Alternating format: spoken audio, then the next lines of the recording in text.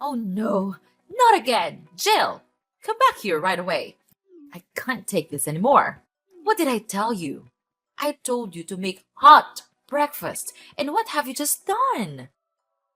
Does all of this come from the fridge? They are all cold for me to eat right now.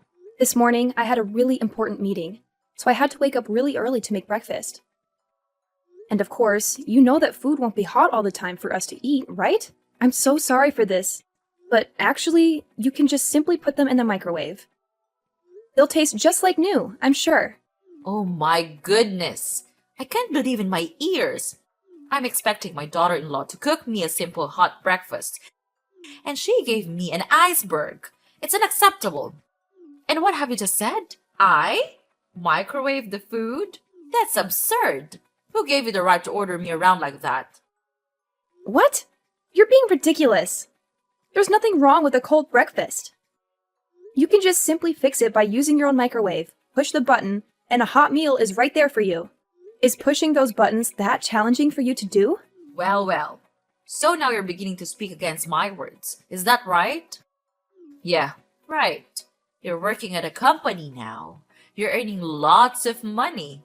That's why I'm nothing to you. This family is nothing to you.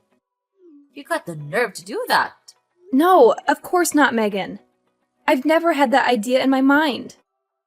And you're blaming me for things I don't do. You're being unreasonable to make a mountain out of a molehill like that. I've done my best to serve this family, but you're treating me like dirt. Oh, now you're trying to twist my words, Jill. Don't play innocent with me. I see right through your facade. You think you're so high and mighty now that you're working at some fancy company, huh? Money has changed you, hasn't it? You've forgotten about this family and all we've done for you. That's not true, Megan. How can you say such hurtful things? I've never once disregarded this family or treated you with disrespect. You're blowing things out of proportion and putting words in my mouth.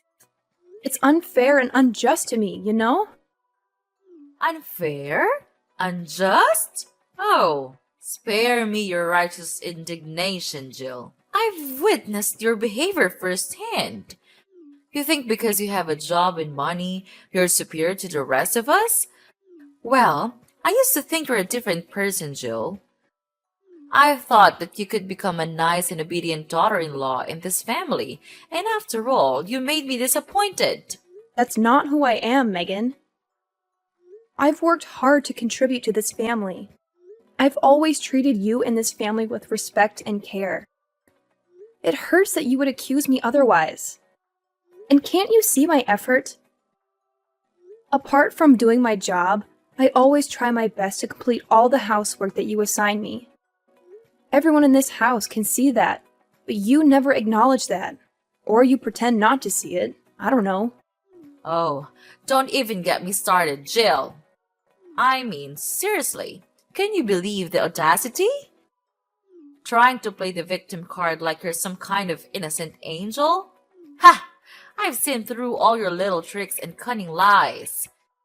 You can't fool me with your made-up sub-stories. It's just pathetic, really. And let's talk about your purpose here. I mean, what reason do you even have to live under this roof with us? Nick brought you here to be my daughter-in-law, and that's it. Your job is to listen to me, follow my orders, and that's as simple as it gets. But no, you can't even manage to do that properly. I don't understand what you're good for, to be honest. Oh, and don't you dare bring up your job as some kind of excuse for your lazy attitude. Like, seriously? Who do you think you are? Your job doesn't give you the right to slack off and ignore your responsibilities here at home. It's just plain lazy, if you ask me. I mean, what can you actually do besides making excuses and shirking your duties? Honestly, I'm just fed up with your whole attitude, Jill. It's irritating beyond belief. You need to step up, start pulling your weight, and show some respect for this family. I'm tired of your constant drama and lack of commitment. It's about time you started acting like the daughter-in-law I expected you to be. That's not true. He brought me here to be his wife, not to be a slave of yours. You're talking to me like you're talking to your dumb housemaid. You don't have the right to belittle me like that. I don't deserve this treatment from you. Wait, hold on a second. Are you seriously trying to pin the blame on me? Even when I'm teaching you how to be a good daughter-in-law? That's a low blow, Jill. I can't believe you'd even go there. Megan, I'm not trying to shift the blame entirely onto you. I acknowledge my own responsibilities and actions. But let's be fair here. Everyone has their own way of doing things, and your expectations may not align with mine. Calling me a lazy sloth won't solve anything, and it's not fair to put Nick in the middle of our arguments. Why not? It's just that sometimes I worry about Nick and how he'll handle everything. I might have overreacted a bit there. But come on, Jill, you have to admit that you've been slacking off lately. I mean, are you going to be just as useless at your new job? Sorry, couldn't help but throw in a little humor there. Ugh, you're being too much. I think you're making a fuss out of nothing here. And I tell you what, I'm trying to be respectful to you as much as I could. Don't you know that I'm having a meeting right now? But I'm responding to your messages, even when it's wasting my time. Just so you know, I'm done. I'm tired of these meaningless conversations. I'm gonna hang off. I'll talk to you later. No, I'm not done yet. Come back and make me breakfast. Are you gonna leave me here with this terrible stinky food? Jill! Jill! What a nuisance!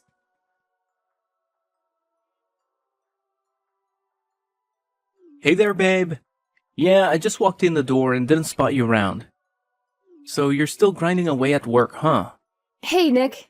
Yeah, unfortunately, I'm still here at the office. The workload today is insane, and I've got a ton of reports to wrap up. It's been a real marathon, to be honest. Dealing with all these documents can be quite draining. I can only imagine, Jill. You've been putting in so many extra hours lately. I really think it's time you started prioritizing your own well-being. I mean, I'm genuinely concerned about you. Plus, this dreary weather isn't helping either.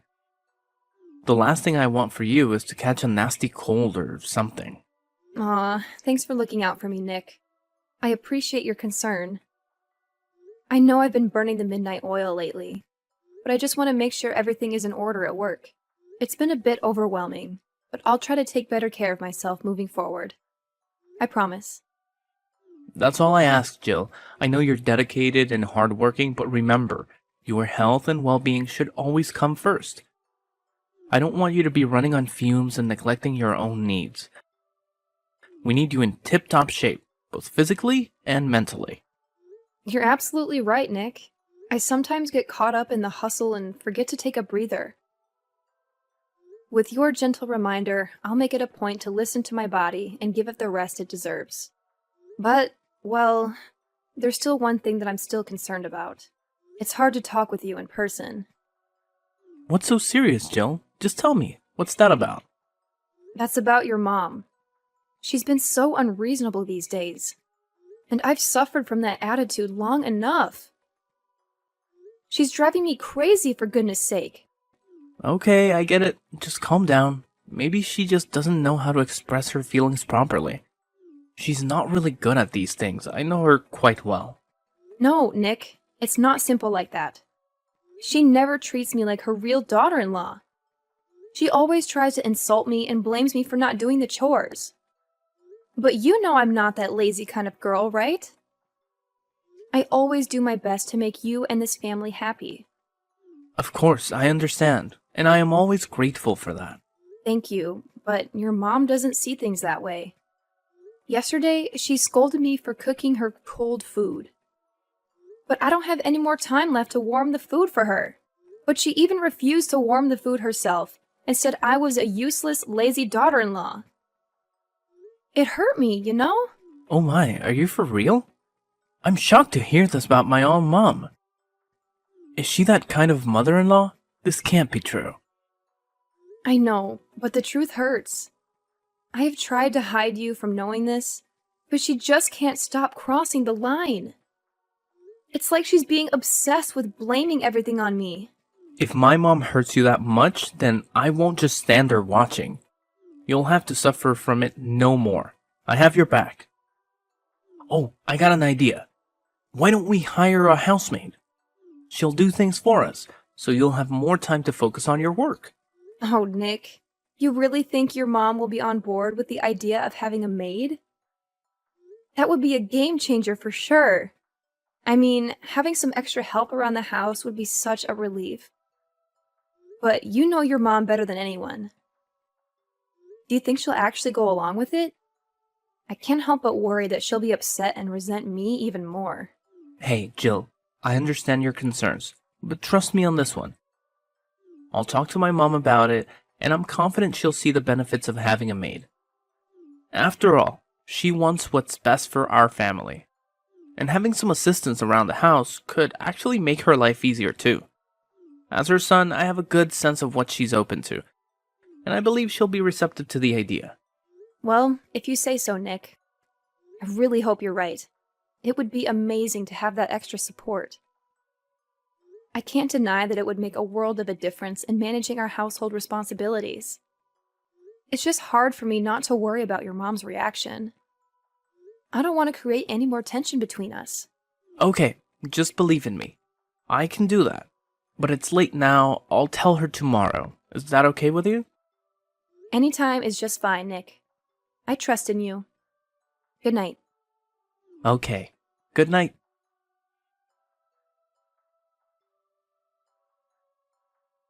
Jill! Jill!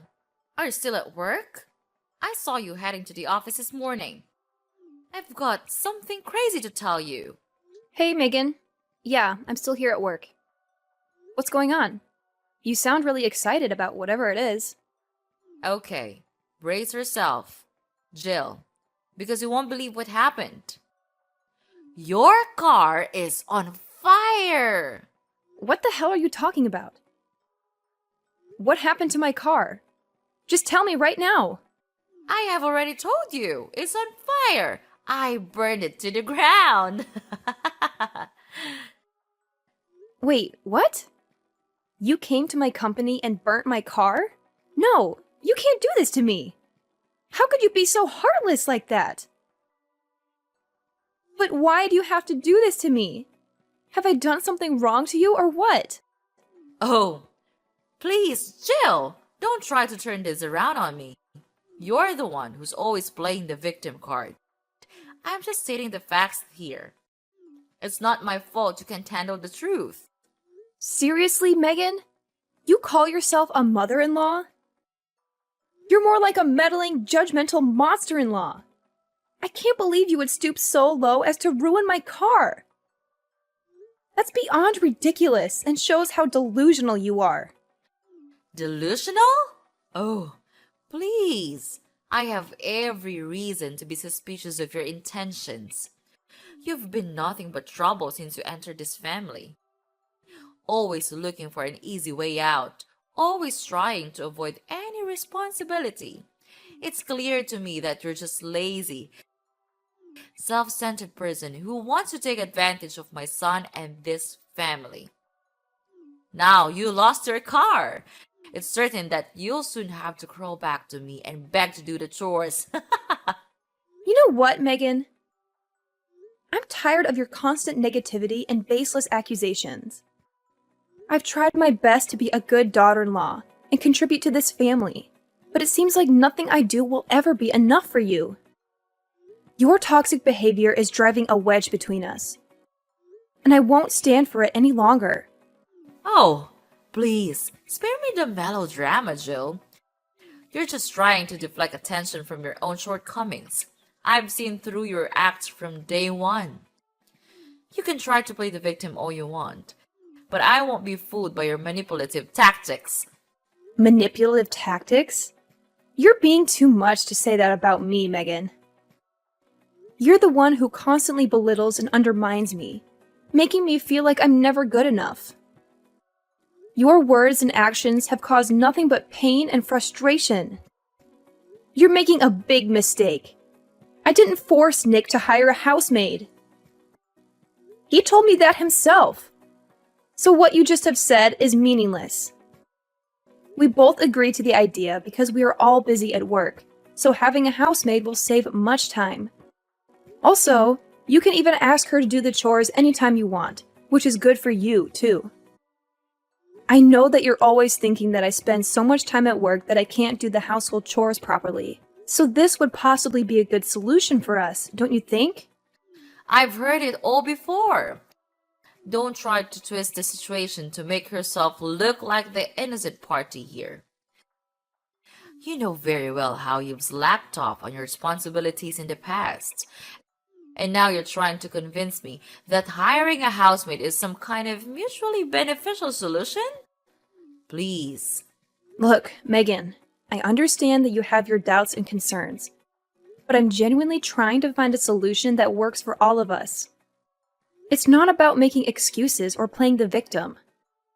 It's about acknowledging our busy schedules and finding a way to manage our household more efficiently.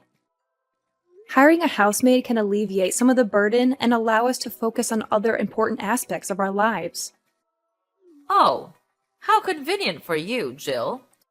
You expect me to believe that this sudden desire to hire a housemaid is purely driven by the need to manage our busy schedules? I find it hard to believe that you're not just trying to shirk your responsibilities and take the easy way out. It's clear to me that you're just trying to avoid doing any actual work around here. I can't believe it! After all the things I have done for you, this is how you repay me? I work my ass off to provide the money for this family. For you! But just because I'm not able to do some simple stuff, you decide to burn my car? What kind of logic is that? Don't you think that's not fair at all to me? Blah, blah, blah. All what you're saying is trash to me. It doesn't mean anything. The fact is just the fact. You're a lazy, cunning daughter-in-law who knows nothing but getting rid of your responsibility with the family. Is that enough to say about you? I know that you're so selfish to take care of this family. All you've ever thought of is work, work, and work. How could you treat us that way? Do you really consider me your mother-in-law? If you want to hire a maid that much, why don't you become a maid yourself? I'll be happier with that option as I don't have to pay for the salary. Oh my god, it's just a waste of time arguing with you. You're just as bad as I thought. It seems like you're always seeing me as your stupid slave. Then fine. Have it your way then. I'm too tired of talking to you. Look at you, Jill, getting all worked up and throwing a tantrum. It's quite entertaining, actually. You think you're so clever and powerful, but let me remind you that nobody is invisible. Your sins will catch up to you eventually, and I'll be there to witness your downfall. Oh, and speaking of sins, take a good long look at this video I just filmed. Your car is catching flames and burning like crazy at the car park. Isn't that a beautiful sight? Your precious possession reduced to ashes. I'll make you pay for that. Then you'll soon learn the lesson for not listening to me. How could you? Wait a minute. Oh yeah. I can't understand why you could be that dumb. Wow, you really are. Now what's that you're so happy about? And how dare you call me dumb? You filthy rat. Mind your words. I'm still your mother-in-law, Jill. You'll never imagine what will happen if I get angry. Okay, enough. I tell you what. It's not my car. What? No way. What are you blabbering about? It's your car. I checked it carefully. It's a hatchback red car, right? I saw it clearly with my own eyes. This can't be wrong. Well, there's actually one thing that you missed. I do have a hatchback red car, but have you even tried to pay attention to its license plate? Unfortunately for you, this one is not from my car. Do you even know who it belongs to? I'm afraid you would freak out if you knew this person. What? Are you serious? How could I have missed that? But, but it looks so similar to your car. I could have sworn it was yours. So just tell me who's the owner of this car. I'm dying to know it. Well, I don't want to play around with you also, so I'll spill the truth right now. It's my boss's car, and this license plate is from his car for sure. And guess who will have to cry right now? No, this can't be happening. So I ruined the wrong car? No, I'll never believe your words. You're just kidding, right? Are you out of your mind? I have no time to play that childish game with you. The truth is simple. You burnt the wrong car. And much worse, the car you ruined belongs to my boss. Well, my boss just bought this car 3 days ago. He'll be incredibly furious when seeing this. Thank you for the video anyway. I've saved it on my phone. I'll go and tell this to him right away. You're going down! Please, Jill, don't say that. I know things haven't been perfect between us, but I've always considered you as my daughter-in-law. Remember all the times I welcomed you into my home and treated you like a family? I did it out of love and care for both you and Nick. I've always wanted the best for you. Love and care?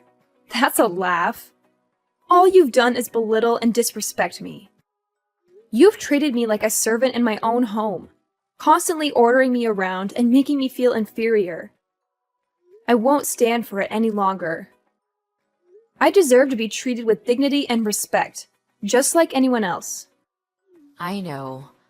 I haven't been perfect, Jill. And I'm truly sorry if I made you feel that way. But please, I'm begging you to help me now. I'm in a difficult situation and I need your support. We're family, and families should stick together and help each other through tough times. Family?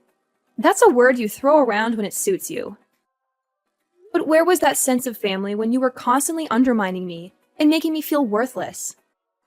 I can't just forget all the hurtful things you've said and done. It's not that simple. I understand that I've made mistakes, Jill, but I genuinely want to make things right. I'm willing to change and be a better mother-in-law to you. I don't want our relationship to be filled with resentment and animosity. Please, give me a chance to prove that I can be there for you and support you.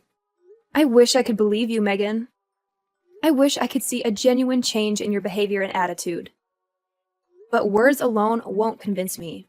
Actions speak louder than words, and so far, your actions have shown me a different story. I can't just ignore the pain you've caused me. I'm begging you, Jill, to find it in your heart to forgive me. I know I can't change the past, but I'm willing to do whatever it takes to make amends. I want to build a better relationship with you. Let's start fresh and work on healing the wounds between us. Please, give me a chance. No, never! I'll never forgive you! Why do you think you can escape from all the evil things you have done? I guess not. Well, I think you would be put in prison for your evil sin. Prepare to live in hell. Please, help me, Jill! Everything I do is for the sake of you, of this family. Oh, I remember. Nick, my dear son. He'll never leave me like this. Don't be so dramatic. You think Nick would just abandon his own mother? He loves me, and he knows how much I've sacrificed for him and this family. He'll find a way to help me. Mark my words. So, wipe that smirk off your face, because my story isn't over yet. I still have my secret weapon. My son.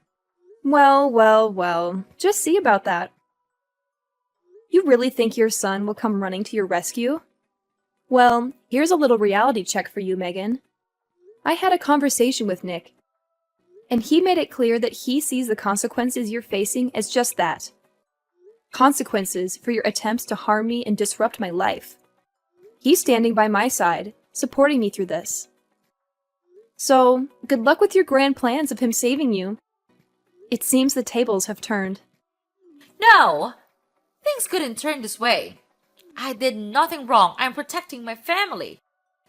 I'm begging you, please, tell Nick to save me. I can't live in prison all my life. It would be a shame. If you save me, I'll change and be a nice mother-in-law of yours. I swear. I realize my guilt now. I promise that I'll change to be a better person. You have to believe me. Blah, blah, blah. You're talking nonsense. I've had enough of you. You'll have to pay for this. No one can help you now. Bye. No, this can't be happening. Jill? Jill!